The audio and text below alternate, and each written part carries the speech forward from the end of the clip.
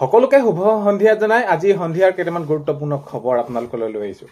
আপোনালোকে ভিডিঅ'টো শেষলৈকে চাব আৰু শেষত আপোনালোকৰ মন্তব্য কমেণ্টৰ জৰিয়তে জনাব। আৰু সদায় আপোনালোকক কওঁ, নতুনকৈ যিসকল আপোনালোক চেনেলটোলৈ আহিছে, চেনেলটো ছাবস্ক্ৰাইব কৰাৰ লগতে কাষতে থকা বেল আইকনটো প্ৰেছ কৰি অল কৰি দিব, যাতে নতুন এটা ভিডিঅ' দিয়াৰ লগে লগে আপোনালোকে আগতীয়াকৈ চাবলৈ পায়। যদি ভিডিঅ'টো চাই ভাল পায়, লাইক এটা কৰি দিব আৰু শ্বেয়াৰ কৰি দিব বুলি আশা কৰিলোঁ। এতিয়া আমি প্ৰথমটো খবৰ যদি চাওঁ, আজি ডিব্ৰুগড়ৰ চাউলখোৱাত দুৰ্বৃত্তৰ গুলীত এজন লোক আহত হৈছে। তো এতিয়া পৰিস্থিতিবোৰ দিনক দিনে এনেকুৱা ধৰণৰ হ'বলৈ গৈ আহিছে যে আমাৰ যি আমি লোকসকল মানুহ বুলি নিজকে ক'বলৈ এনেকুৱা ধৰণৰ এটা পৰিৱেশ আহি পৰিছে যে জীৱশ্ৰেষ্ঠ বুলি ক'বলৈ তো এক লাজ লগা বিষয় হৈ পৰিছে। চাৰিওফালে কেৱল নেকি এনেকুৱা ধৰণৰ খবৰবিলাকে মৰি এনেকুৱা ধৰণৰ খবৰবিলাক। তো আমি সঁচাকৈ নিজকে আমি যি জীৱশ্ৰেষ্ঠ বুলি কওঁ, তো সঁচাকৈ এইখিনিত ক'বলৈ গ'লে বহুতে এটা মানে লাজৰ বিষয়। কাৰণ কেলৈ এতিয়া যদি আমি চাওঁ, প্ৰত্যেকটো আজিকালি সৰু সৰু কথাতে মৰি গুলিয়াগুলি কিবা কিবি তেনেকুৱা ধৰণৰ খবৰবিলাক আহে। তো আমি কেতিয়ালৈ নিজে এইখিনি শুধৰণি কৰি ল'ম যে হয়, আমি কোনো বহুত বেছি দিনৰ বাবে অহা নাই। তো অন্তত আমি যিকেইদিন আছোঁ সকলোৰে লগত, এই যে আমাৰ যিটো সমন্বয় একতা মিলা প্ৰীতিয়ে থকা, তো এইবিলাক কেতিয়ালৈ আমাৰ মনত ভাৱধাৰাবিলাক হ'ব, সেইটোলৈ বহুত বেছি চিন্তাৰ প্ৰয়োজন হৈ পৰিছে আজি বৰ্তমান সময়ত। তো এতিয়া আজি ডিব্ৰুগড় চাউলখোৱাত দেখা গ'ল দুৰ্বৃত্তৰ গুলীত এজন আহত হৈছে। তো সেই কিছুমান সৰু সৰু কথাতে কিছুমান আজিকালি বহুত বেছি ডাঙৰ ইছ্যু হৈ যায়। তো আমাৰ মানসিকতা সলনি কৰিব লাগিব, তেতিয়াহে আমি শান্তিভাৱে থাকিব পাৰিম। আৰু এনেকুৱা ধৰণৰ ঘটনাবিলাক যদি আমাৰ মানসিকতা সলনি নহয়, তেনেহ'লে আমি পুনৰাবৃত্তি হৈ থকাই দেখিম। এই এনেকুৱা ধৰণৰ ঘটনাবিলাক হ'ব নালাগে। প্ৰকৃততে সঁচাকৈ আমি কোন দিশে গতি কৰি আছোঁ আমি এতিয়া নিজেও ক'ব নোৱাৰোঁ। তো এনেকুৱা ধৰণৰ হ'লে বহুত বেছি বেয়া।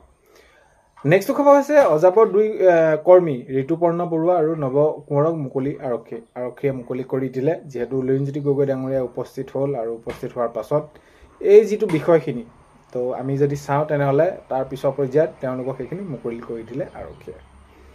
এতিয়া নেক্সটটো খবৰ হৈছে, যিহেতু এতিয়া মেট্ৰিক পৰীক্ষাৰ ফলাফল দি গ'ল, মেট্ৰিক পৰীক্ষাৰ ফলাফল দিলত এতিয়া কিছুমান চৰকাৰী বিদ্যালয়ত যিটো ফলাফল পাব লাগে, যেনেকৈ সুবিধা দিছে চৰকাৰে, তাৰ তুলনাত যদি আমি চাওঁ একেবাৰে ফলাফল বহুত বেছি বেয়া। আৰু সেয়াক লৈ এতিয়া বঙাইগাঁও জিলাৰ নিম্নগামী যি ফলাফলক লৈ প্ৰতিক্ৰিয়া বিদ্যালয়সমূহৰ পৰিদৰ্শক পল্লৱী মেধি। তো তেওঁলোকে জনাইছে যে আমি যিসমূহ সুবিধা দিছে আমাক চৰকাৰে, আমি আপোনালোকক যেনেদৰে কৰিব কৈছোঁ, এইখিনিক লৈ আপোনালোকে কিয় হেমাহি কৰিলে বা কিয় এনেকুৱা ধৰণৰ এটা ফলাফল হ'বলগীয়া হ'ল, সেইখিনিক লৈ প্ৰশ্ন উত্থাপন কৰিছে। আৰু সেয়া তেওঁ এই যি বিদ্যালয় যি সমূহৰ পৰিদৰ্শক পল্লৱী মেধি ডাঙৰীয়ানী এইখিনি মন্তব্য কৰিছে যে আগন্তুক সময়ত এইখিনি ভাল কৰিব লাগিব। কাৰণ কেলৈ আমাৰ দেশখন, আমাৰ ভৱিষ্যত কিহৰ ওপৰত নিৰ্ভৰ কৰে, যিসকল ছাত্ৰ ছাত্ৰী উঠি আহিছে, তেওঁলোকে যি আগন্তুক সময়ত তেওঁলোকে কি কৰিব, আমাৰ দেশখন হওক, আমাৰ ৰাজ্যখন হওক, আমাৰ সমাজখন হওক, তেওঁলোকে সেইখিনি তেওঁলোকৰ বাবে বহুত বেছি গুৰুত্বপূৰ্ণ। তেওঁলোকৰ যিটো পঢ়াৰ শৈক্ষিক তো পৰিৱেশটো আমি পোৱা দেখিব লাগিব। আৰু এই বিষয়ক লৈ মুঠৰ ওপৰত তেওঁলোকৰ যি নিম্নগামী হ'ল, সেইক লৈ এতিয়া প্ৰতিক্ৰিয়া প্ৰকাশ কৰা দেখা গৈছে। নেক্সটটো খবৰ হৈছে প্ৰশাসনিক বিষয়াসকলে মেৰুদণ্ড চিধা কৰি কাম কৰক। এতিয়া মীৰা বৰঠাকুৰ ডাঙৰীয়ানীয়ে এইখিনি মন্তব্য কৰি কৈছে যে যিসকল প্ৰশাসনিক বিষয়া আছে, আপোনালোকে ডিগ্ৰী লৈ আপোনালোকে কষ্ট কৰি পঢ়িছে, যাতে কাৰো প্ৰৰোচনাত পৰি আপোনালোকে যিখিনি কাম কৰিব লাগে বা যেনেদৰে সেইখিনি আইন অনুসৰি কৰিব লাগে তেনেদৰে কৰক। এতিয়া প্ৰশাসনিক বিষয়াসকলে মেৰুদণ্ড চিধা কৰি কাম কৰক বুলি মীৰা বৰঠাকুৰ ডাঙৰীয়ানীয়ে এনেদৰে মন্তব্য কৰিছে। কাৰণ কেলৈ আজি যদি কোনোবাই কিবা এটা কৈছে, তো সেই বিষয়টোৰ ওপৰত চোৱা চিতা নকৰাকৈ কোনো ধৰণৰ এটা কাৰ্য কৰি পেলোৱাটো বহুত বেছি এটা ডাঙৰ বিষয়, ডাঙৰ কথা। তো সেইবাবে যিকোনো এটা কাম কৰাৰ আগত এশবাৰ ভাবি চাব লাগে। আৰু তেওঁলোকে বিষয়াসকলে মেৰুদণ্ড চিধা কৰি কাম কৰিব বাবে এইখিনি মীৰা বৰঠাকুৰে ডাঙৰীয়ানীয়ে এনেদৰে মন্তব্য কৰিছে। নেক্সটটো খবৰ হৈছে মহানগৰ আৰক্ষী জালত ভুৱা সাংবাদিকসহ সংগঠনৰ নেতা। তো কি যে খবৰবিলাক ওলাই থাকে, বহুত বেছি সঁচাকৈ আমি চাবলৈ গ'লে কেনেকুৱা ধৰণৰ খবৰবিলাক ওলাব লাগে বা কেনেকুৱা ধৰণৰ খবৰবিলাক ওলায়। তো এতিয়া মহানগৰ আৰক্ষী জালত ভুৱা সাংবাদিক। তো সাংবাদিক বুলি ক'লে সাংবাদিকতা কৰিবলৈ হ'লে ইমান সহজ নহয়। তো এনেই কিমান কষ্টৰ মাজেৰে এজন সাংবাদিক তেনেদৰে সেইখিনি প্ৰতিষ্ঠিত হয়। তো এইখিনি ক্ষেত্ৰত এতিয়া সেই যি ভুৱা সাংবাদিক তেওঁলোকক কৰায়ত্ব কৰে।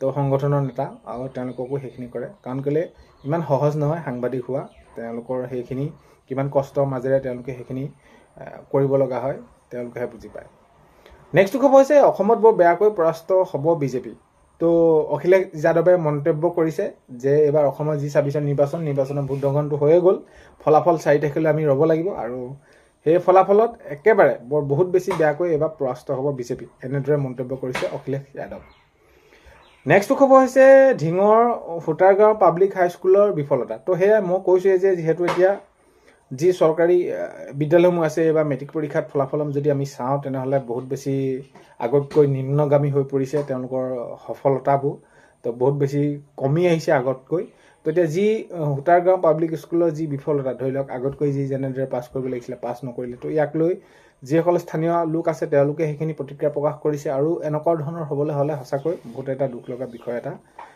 হৈ পৰিছে নেক্সট খবৰ হৈছে নৱবিবাহিত যুৱ অভিযন্তা সিদ্ধান্তৰ মৃত্যু কেনেকৈ কি হৈছিল নিশা প্ৰকৃততে ৰুদ্ৰাক্ষ কি হ'ল তাক লৈ বহুত বেছি এটা প্ৰশ্ন উত্থাপন হৈছে কেনেদৰে এনেদৰে হ'ব পালে এইখিনি তো এই সকলোখিনি বিষয়ৰ ওপৰত লৈ এটা চাঞ্চল্যকৰ সৃষ্টি হৈছে আৰু কেনেদৰে হ'ব পালে আৰু যিহেতু মাতৃয়ে জনোৱা অনুসৰি এইখিনি ফোনত কথাই হৈ আছিলে আগমুহূৰ্তলৈকে কেনেকৈ কি হ'ব পালে আৰু এতিয়া ৰুদ্ৰাক্ষ ওপৰতো সেইখিনি তেওঁলোকে এটা অভিযোগ আনিছে বা এইখিনি কৈছে যে কেনেকৈ হ'বলৈ পালে এইখিনি তো আগন্তুক সময়ত সেইখিনি তদন্ত হ'লে নিশ্চয় গম পোৱা যাব আৰু এতিয়া দেখা গ'ল গাৰ পৰা মাহ হ'লে গোন্ধ নাযাওঁতে এনেকুৱা ধৰণৰ এটা তেওঁলোকে পৰিয়ালৰ লোকে দেখিবলৈ পালে নৱবিবাহিত যুৱ অভিযন্তা সিদ্ধান্তৰ মৃত্যু কেনেকৈ হ'ল ইয়াক লৈ বহুতখিনি চাঞ্চল্যকৰ হৈ আছে নেক্সট খবৰ হৈছে হায়াৰ ছেকেণ্ডেৰী ৰিজাল্টক লৈ বহুতে কৈ আছে যে আজি দিব কালি দিব এনেকুৱা ধৰণৰ আৰু মেট্ৰিক পৰীক্ষাৰ পিছত ১০-১৫ দিনমানৰ পিছত যিহেতু মাননীয় মুখ্যমন্ত্ৰী মহোদয়ে জনালে যে ১০-১৫-১২ দিনমান লাগে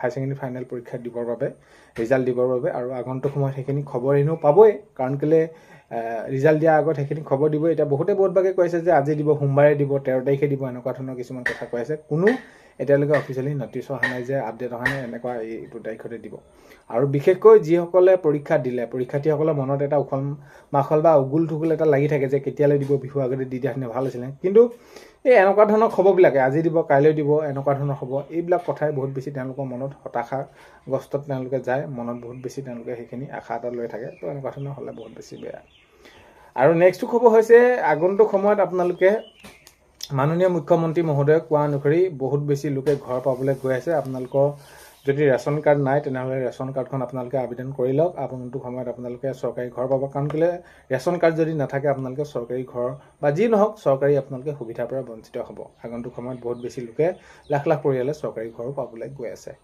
তো আজি 11 এপ্ৰিলৰ সন্ধিয়া খবৰ এইকেইটা আপোনালোকক জনালোঁ ভিডিঅ'টো শেষলৈকে চোৱাৰ বাবে বহুতেই বেছি ধন্যবাদ ভিডিঅ' আপোনালোকক প্ৰথমতে কোৱাৰ দৰে চেনেলটোলৈ যদি আপোনালোক নতুনকৈ আহিছে ছাবস্ক্ৰাইব কৰাৰ লগতে কাষত থকা বেল আইকনটো প্ৰেছ কৰি অল কৰি থ'ব যাতে নতুন এটা ভিডিঅ' দিয়াৰ লগে লগে আপোনালোকে আগতীয়াকৈ চাবলৈ পায় আজিলৈ মানে অন্য এটা ভিডিঅ'তে লগ পোৱাৰ কাৰণে পায়